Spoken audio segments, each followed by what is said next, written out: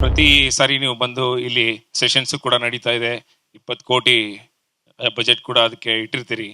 So ಆ 15 ದಿವಸಗಳಲ್ಲಿ ನೀವು ಎಷ್ಟು ದಿವಸ ಸೆಷನ್ ಆಗತ್ತೆ, ಚರ್ಚೆ ಆಗಿ ಉಳಿತಾ ಇದೆ ಹೊರತು ಅದು ಎವ್ರಿ ಟೈಮ್ ಸೆಷನ್ ಬಂದಾಗ ಯಾವುದೇ ರೀತಿಯಾದ ಒಂದು ಕ್ರೆಡಿಬಲ್ ಆಗಿ ಯಾವುದು ಪಾಲಿಸಿಗಳಲ್ಲಾಗ್ಲಿ ಯಾವುದೇ ಒಂದು ಕ್ಲಾರಿಟಿ ಆಗ್ಲಿ ಸಿಗ್ತಾ ಇಲ್ಲ ಪ್ರಾಪರ್ ಆಗಿ ಸರ್.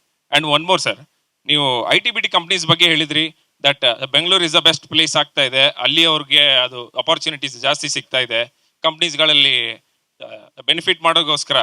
ಇಲ್ಲಿ ನಮ್ಮ ಉತ್ತರ ಕರ್ನಾಟಕದಲ್ಲಿ ಅವ್ರಿಗೆ ಇನ್ಸೆಂಟಿವ್ ಜಾಸ್ತಿ ಮಾಡಿಕೊಡ್ತೀನಿ ಅಂತ ಹೇಳಿ ಬಟ್ ಇನ್ಸೆಂಟಿವ್ ಜಾಸ್ತಿ ಮಾಡೋದ್ರಿಂದ ಅದು ಅಟ್ರಾಕ್ಷನ್ ಅವ್ರಿಗೆ ಆಗುತ್ತೋ ಇಲ್ವೋ ಅನ್ನೋದು that is also one of the question.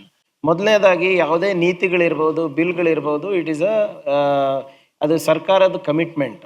ಅದು ಬರೇ ಇಲ್ಲಿ ಸೆಷನ್ ನಡೆದಾಗ ಮಾತ್ರ ಅದು ಅನುಷ್ಠಾನಕ್ಕೆ ಬರುತ್ತೆ ಅಂತಲ್ಲ.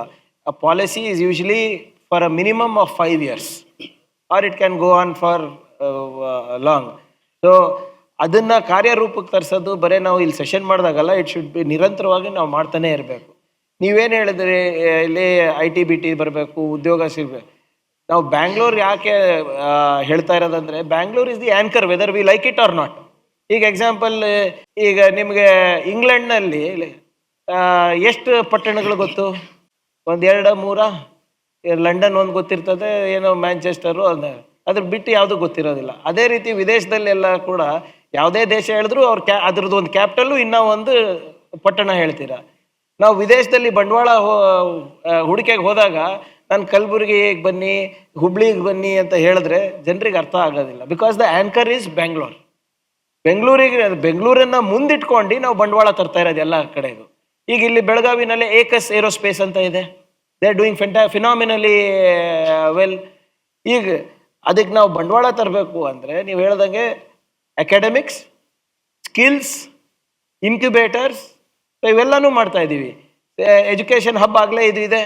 ಅದಕ್ಕೆ ನಾವು ಸ್ಕಿಲ್ಸಿಗೆ ನಿಪುಣ ಕರ್ನಾಟಕ ತಂದಿದ್ದೀವಿ. ಆ ನಿಪುಣ ಕರ್ನಾಟಕಕ್ಕೆ ಫ್ಲಾಟ್ ಫ್ಲೋರ್ ಫ್ಯಾಕ್ಟ್ರೀಸು ಮತ್ತು ಸ್ಟಾರ್ಟಪ್ ಇನೋವೇಷನ್ ಇನ್ಕ್ಯುಬೇಷನ್ ಸೆಂಟರನ್ನು ನಾವು ಮಾಡ್ತಾ ಇದ್ದೀವಿ. ಅದಕ್ಕೆ ತಕ್ಕಂಗೆ ನೀತಿ ಮತ್ತು ಅನುದಾನ ಕೂಡ ಇದೆ. ಸೊ ನಾನು ಹೇಳ್ದಂಗೆ ಈಗ ಆಲ್ರೆಡಿ ಈ ಭಾಗದಲ್ಲಿ 432 ನವೋದ್ಯಮಗಳು ರಿಜಿಸ್ಟರ್ ಆಗಿದೆ. ನೀವೇ ಯೋಚನೆ ಮಾಡಿ, ಇದು ಮುಂಚೆ ಹೇಳ್ತಾ ಇದ್ರೆ ಯಾರು ನಂಬ್ತಾ ಇರಲಿಲ್ಲ. ಇಲ್ಲಿಂದನೂ IT ಸರ್ವಿಸಸ್ ಎಕ್ಸ್ಪೋರ್ಟ್ ಆಗ್ತಾ ಇದೆ, ದಾವಣಗೆರೆಯಿಂದ ಆಗ್ತಾ ಇದೆ, ತುಮಕೂರಿಂದ ಆಗ್ತಾ ಇದೆ. ಸೊ ಇದನ್ನು ನಾವು ಮಾಡ್ತಾನೇ ಇದ್ದೀವಿ. ಇಲ್ಲಿ ಬ್ಲೇಮ್ ಗೇಮ್ ಅಂತ ನಾವು ಹೇಳ್ತೀವಿ, ಸೆಂಟ್ರಲ್ ವರ್ಸಸ್ ಸ್ಟೇಟ್ ಗೌರ್ಮೆಂಟ್ ಆಗ್ತಾ ಇದೆ ಅಂತ ಹೇಳುವಾಗ 2 ರೀತಿಯ ಜವಾಬ್ದಾರಿಯನ್ನು ನೀವು ಮತ್ತೆ ನಿಮ್ಮ ಪಾರ್ಟಿ ವಹಿಸ್ಕೊಳ್ಬೇಕಾಗುತ್ತೆ. ಒಂದು, ಅಲ್ಲಿ ಒತ್ತಡ ಹೇರಿ ಸೆಂಟ್ರಲ್ ಗೌರ್ಮೆಂಟ್ ಸ್ಕೀಮ್ಗಳನ್ನು ರಿಲೀಸ್ ಮಾಡ್ಕೊಳ್ಳೋದು. ಇನ್ನೊಂದು, ನೀವು ಉತ್ತರ ಕರ್ನಾಟಕಕ್ಕೆ ಕೊಟ್ಟಂತಹ ಭರವಸೆಗಳಿದೆ ಅದನ್ನು ಈಡೇರಿಸುವ ನಿಟ್ಟಿನಲ್ಲಿ ನೀವು ಗೌರ್ಮೆಂಟನ್ನು ಪ್ಲಾನಿಂಗ್ ಮಾತ್ರ ಅಲ್ಲ, ನೀವು ಒತ್ತಾಯ ಮಾಡಬೇಕಾದ ಸ್ಥಿತಿನೂ ಬರ್ಬೋದು. ಅದರ ಬಗ್ಗೆ ನಿಮ್ಮ ಫಾಸ್ಟ್ ಒಪಿನಿಯನ್. ನೋಡಿ, ಅದು ನಮ್ಮ ಜವಾಬ್ದಾರಿ ಕೂಡ ಹೌದು. ಈಗ ನಿಮ್ಗೆ ಗೊತ್ತಿರೋ ಹಾಗೆ ಹಿಂದೆ ಯಾವತ್ತನ ಇಡೀ ಸರ್ಕಾರ ಹೋಗಿ ಡೆಲ್ಲಿನಲ್ಲಿ ಪ್ರತಿಭಟನೆ ಮಾಡಿದ್ದು ನೋಡಿದ್ರ? ನಾವು ಮಾಡಿದ್ವಿ. ಕಾರಣ ಏನಾಗುತ್ತೆ, ಈ ಪತ್ರ ವ್ಯವಹಾರದಲ್ಲಿ ಇವ್ರು ಯಾರು ರೆಸ್ಪಾಂಡ್ ಮಾಡ್ತಾ ಇರಲಿಲ್ಲ.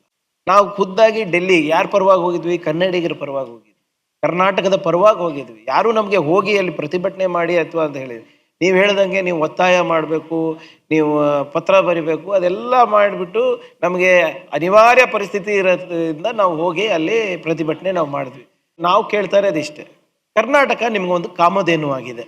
ನೀವು ಎಷ್ಟು ತಗೋತಾ ಇದ್ದೀರಾ ಅದಕ್ಕೆ ತಕ್ಕಂಗೆ ನಮ್ಗೆ ಕೊಡಿ. ನಾವು 100 ರೂಪಾಯಿ ಆದಾಯ ಕೊಡ್ತಾ ಇದ್ರೆ ನಮ್ಗೆ ಅಟ್ಲೀಸ್ಟ್ ಒಂದು 40 ರೂಪಾಯೋ 30 ರೂಪಾಯಿನ ಬಂದರೆ ನಾವೇನು ಮಾಡ್ತೀವಿ?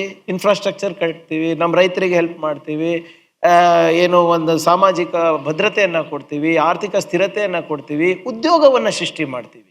ಆದರೆ ಇವಾಗ ಏನಾಗ್ತಾ ಇದೆ, ನಾವು ಕೊಡ್ತಾ ಇರುವ ಆದರೆ ಇಲ್ಲಿ ಒಬ್ಬ ಕನ್ನಡಿಗ 100 ರೂಪಾಯಿ ಕೊಡ್ತಾ ಇದ್ರೆ ನಮ್ಗೆ ವಾಪಸ್ ಸಿಗ್ತಾ ಇರೋದು 12 ರೂಪಾಯಿ. ನಿಮ್ಮ ಉತ್ತರ ಪ್ರದೇಶಿಗೆ ಸಿಗ್ತಾ ಇರೋದು 132 ರೂಪಾಯಿ, ಮಧ್ಯಪ್ರದೇಶಿಗೆ 100 ರೂಪಾಯಿಗಿಂತ ಜಾಸ್ತಿ, ನಿಮ್ಮ ಬಿಹಾರಿಗೆ 150 ರೂಪಾಯಿಗಿಂತ ಜಾಸ್ತಿ. ಇಂಥ ತಾರತಮ್ಯ ಯಾಕೆ ಅಂತ ಅಷ್ಟೇ ನಾವು